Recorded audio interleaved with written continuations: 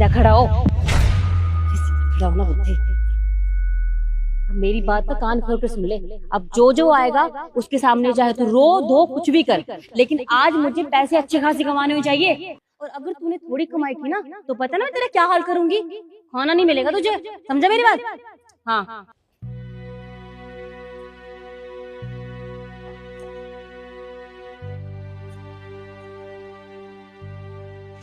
सामने खड़े को सब देखूंगी मैं, और अगर तूने कोई नौटंकी की तो देख लेना तेरा बहुत बुरा हाल करूंगी।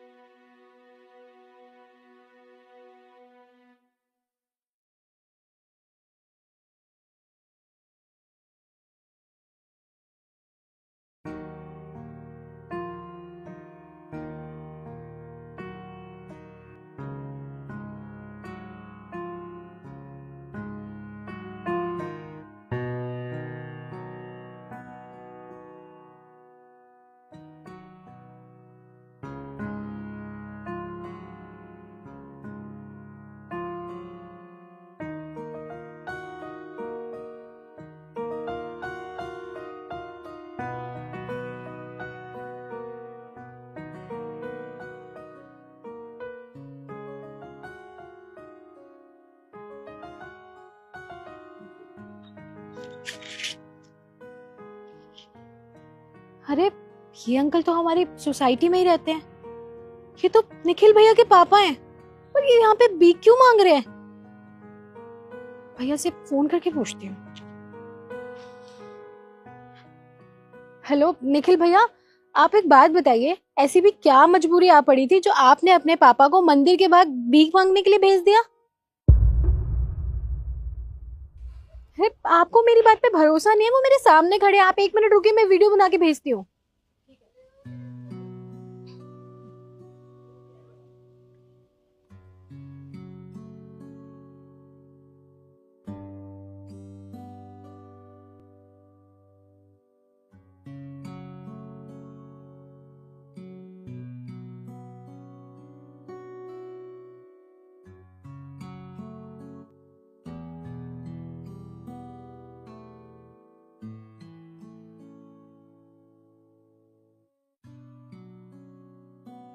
क्या है ये?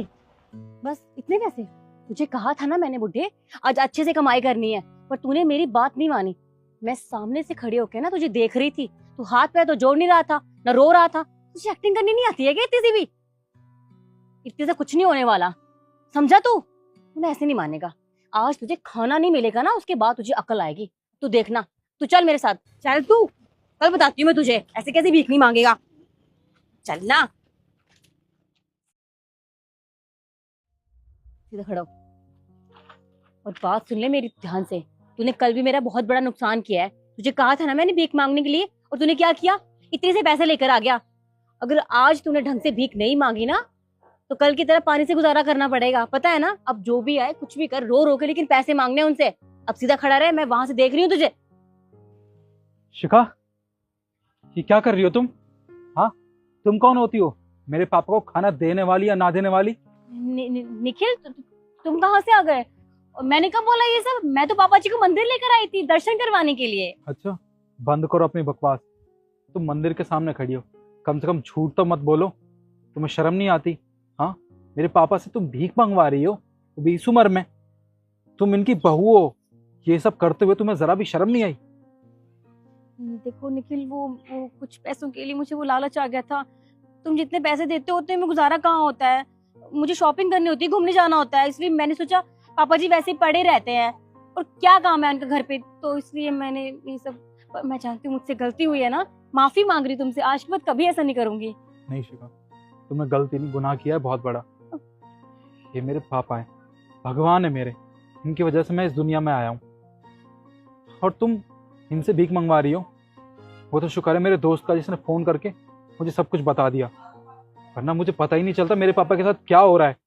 अरे मैं तो ऑफिस चला जाता था, मेरी पीठ पीछे तुम मेरे पापा से भीख मंगवा रही हो। तुम्हें किसी चीज़ की कमी रखी थी मैंने? हाँ, अरे इतने पैसे तो देता था तुम्हें, जितने पैसे तुमने मांगे उतने मैंने तुम्हें दिए, वो भी बिना एक सवाल किए हुए। वो भी तुम्हें कम पड़ रहे थे जो तुम इतनी नीचे गिर गई। मुझे तुमसे उम्मीद नहीं थी।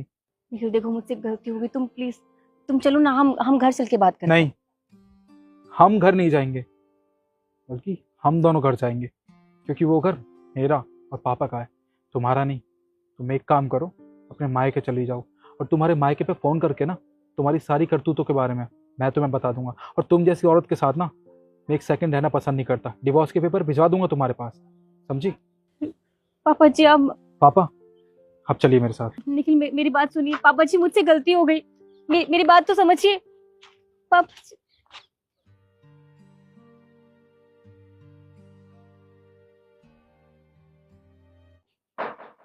मैम ये अपने फाइल अभी हो।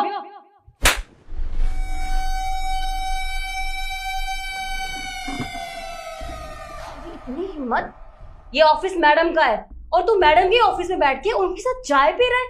इतनी औकात नहीं तेरी। चल खड़ा हो, खड़ा हो। शिखा, ये क्या किया तुमने? अरे तुमने विकास को थप्पड़ क्यों मारा? मैम आप मुझे क्यों बोल रही हैं? गलती उसने की है, माना आपने उसे बोला होगा बैठने के लिए, लेकिन उसको शर्म नहीं आती है क्या?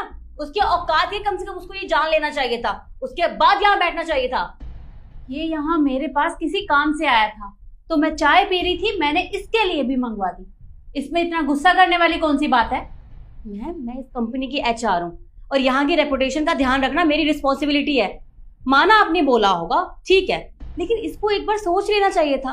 मैम यहाँ मीटिंग के लिए लोग आते हैं, अगर वो देखेंगे तो क्या रह जाएगा यहाँ की रेपुटेशन का? मुझे किसी की कोई परवाह नहीं है। मेरे ऑफिस में जितने भी एम्प्लॉयज काम करते हैं उनका ध्यान रखना मेरी जिम्मेदारी है और वो मैं बहुत अच्छे से निभाती हूँ, तो तुम उसकी चिंता मत करो। मैम आप एक बार तो सोच लीजिए, कम से कम वो यहाँ का गार्ड है और उसकी ड्यूटी बनती है गेट पर चौकीदारी करने की, यहाँ बैठने की नहीं। और मैम मैं एक बात बताऊँ आपको, मैं ना ऐसे लोगों को बहुत अच्छे से जानती हूँ। ये आपके पास अगर बैठा है ना तो जरूर कोई ना कोई मतलब तो जरूर होगा। और तेरा काम ना गेट पर है, वहां चौकीदारी कर, यहाँ बैठने की जरूरत नहीं है तुझे। शिखा बहुत हो गया तुम्हारा, ये ऑफिस है मेरा और तुम मेरे सामने किसी के ऊपर भी इस तरह से चिल्ला नहीं सकती। मुझे अच्छे से पता है कि तुम यहाँ की HR हो, लेकिन मालकिन नहीं हो। यहाँ की मालकिन मैं हूं और इसे कुछ काम था मेरे पास, इसलिए ये यहाँ पर आया था। पर तुम मुझे एक बात बताओ, तुम्हें हमारे ऑफिस में काम करते हुए कितना टाइम हो गया? मैम 6-7 महीने तो हो ही गए हैं। 6-7 महीने? लेकिन तुम्हें पता है विकास हमारे ऑफिस में कब से काम कर रहा है? पिछले 5 सालों से। और मैं इसे बहुत अच्छे से जानती हूँ। इतना तुम भी नहीं जानती होगी इसके बारे में जितना मुझे पता है। इसने अपना काम पूरी ईमानदारी से किया है, आज तक कोई कंप्लेंट नहीं आई है इसकी मेरे पास। लेकिन तुम्हारी कंप्लेंट अक्सर मेरे पास आती रहती है कि तुम अपने से छोटे वर्करों के साथ किस तरह से बात करती हो, किस तरह का व्यवहार करती हो, वो सब मेरे पास आते हैं। पर मुझे लगता है कि मैं तुम्हें एक मौका दूं ताकि तुम अपनी गलतियों को सुधार सको। लेकिन मुझे नहीं लगता कि तुम सुधरने वालों में से हो। तुम्हें तो सजा देनी ही पड़ेगी और तुम्हारी सजा ये है कि आज बल्कि अभी मैं तुम्हें सस्पेंड करती हूँ। अरे नहीं मैम साहब सही तो कह रही है कि आप जैसे बड़े आदमियों के साथ हमारी कहाँ औकात है चाय पीने की। वो तो आपका बड़प्पन है कि हम जैसे आदमियों को अपने साथ में चाय पिला लेते हो। मैम साहब मैं आपसे भी कुछ कहना चाहूँगा। आपने मेरी बिना गलती जाने मेरे में थप्पड़ मार दिया। आपने एक बार मेरे से पूछ लिया तो होता कि मैं किस काम से आया हूँ मैम साहब के पास। मैम साहब हम छोटे आदमी बेशक हैं और हम भी थोड़ी बहुत इज्जत रखते हैं। अच्छा मैम साहब मैं चलता हूँ। नहीं विकास, तुम्हें कहीं जाने की कोई ज़रूरत नहीं है। तुम यहीं पर काम करोगे और तुम किसी की भी चिंता मत करो। कोई तुम्हारे बारे में क्या सोचता है, क्या बोलता है, उससे तुम्हें कोई मतलब नहीं है। तुम सिर्फ अपने काम से मतलब रखो। और शिखा तुम्हें तो माफ मैं बिल्कुल नहीं करूँगी, क्योंकि आज मैंने सब कुछ अपनी आंखों से देखा है और इतना सब कुछ देखने के बाद तुम मेरे ऑफिस में काम नहीं कर सकते। निकल जाओ यहाँ से। मैम प्लीज मैम, मैं जानती हूँ मुझसे गलती हुई है, मैं आपसे माफी मांगती हूँ, मैं इससे भी माफी मांगती हूँ। मैं कभी तुम्हारे साथ ऐसा नहीं करूंगी।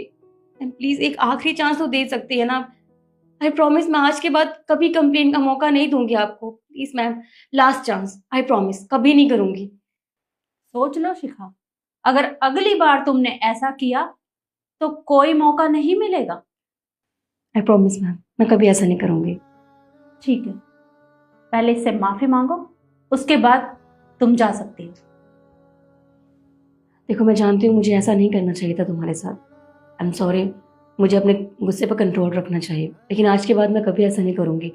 और तुम अपना काम बहुत अच्छे से करते हो, मैं जानती हूँ। मैं आगे से कभी ऐसा नहीं बोलूंगी। I am sorry. और हाँ शिखा, याद रखना दूसरा मौका नहीं मिलेगा। जी मैम। अब जाओ यहाँ से। विकास, तुम शिखा की चिंता मत करो, आगे से वो तुम्हारे साथ इस तरह का व्यवहार नहीं करेगी। तुम आराम से बैठो और चाय पियो। जी मैडम।